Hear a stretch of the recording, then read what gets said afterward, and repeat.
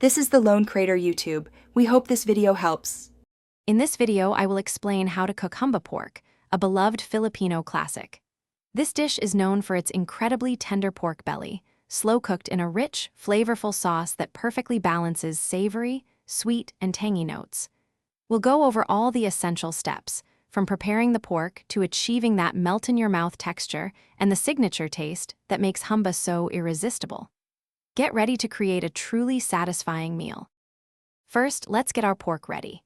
You'll want to cut your pork belly into nice, manageable 2-inch to 3-inch cubes.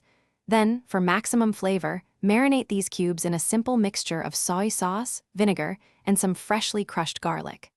Let it sit for at least 30 minutes, or even longer if you have the time.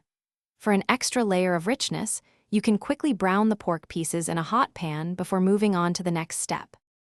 Now for the heart of the dish, braising. Begin by sautéing some onions and garlic until fragrant, then add your marinated pork. Pour in water, brown sugar, bay leaves, and the essential fermented black beans.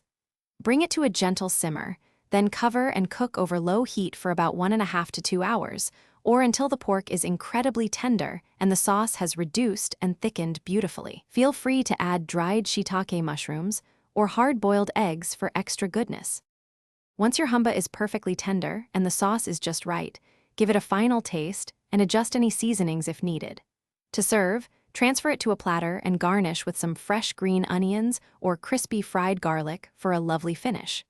This dish is absolutely best served hot, alongside a generous helping of steamed white rice to soak up all that incredible sauce. And here's a tip. Humba often tastes even more amazing the next day, as the flavors have more time to deepen and meld. Thanks for watching. Consider subscribing if we helped you.